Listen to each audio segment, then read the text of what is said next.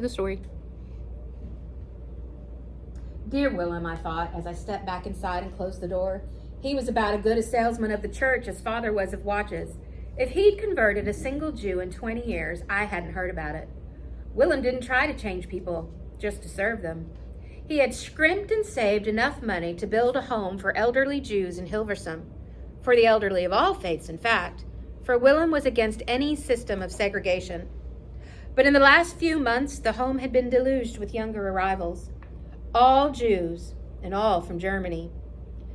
Willem and his family had given up their own living quarters and were sleeping in a corridor. And still the frightened homeless people kept coming, and with them, tales of a mounting madness. I went up to the kitchen where Nolly had just brewed a fresh pot of coffee, picked it up and continued with it upstairs to Tante John's rooms. What does he want? I asked a group of men gathered around the cake table as I set down the pot. This man in Germany, does he want war? I knew it was poor talk for a party, but somehow thoughts of Willem always set my mind on hard subjects.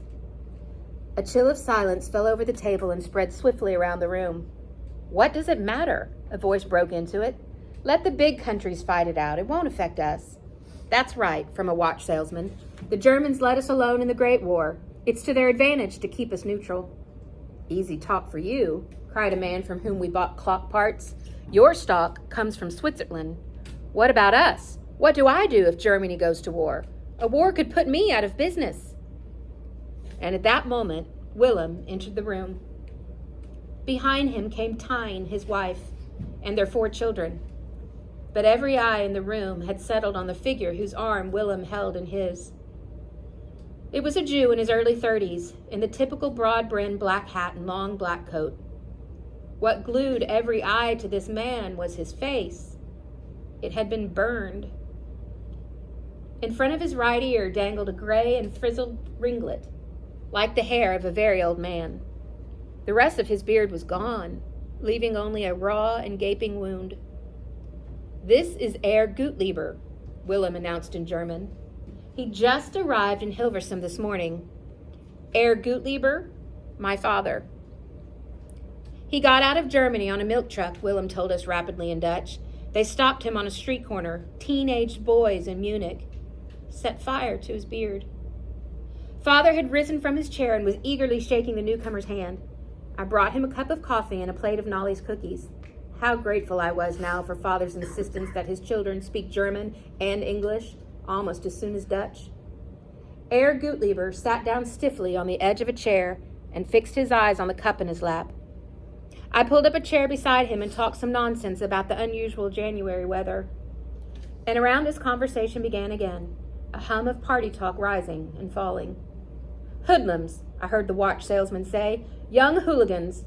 It's the same in every country. The police will catch up with them, you'll see. Germany's a civilized country. And so the shadow fell across us that winter afternoon in 1937, but it rested lightly. Nobody dreamed that this tiny cloud would grow until it blocked out the sky. And nobody dreamed that in this darkness, each of us would be called to play a role. Father and Betsy and Mr. Kahn and Willem, even the funny old Beje with its unmatching floor levels and ancient angles. In the evening, after the last guest had gone, I climbed the stairs to my room thinking only of the past. On my bed lay the new maroon dress. I had forgotten to put it back on. I never did care about clothes, I thought, even when I was young. Childhood scenes rushed back at me out of the night, strangely close and urgent. Today, I know that such memories are key not to the past, but to the future.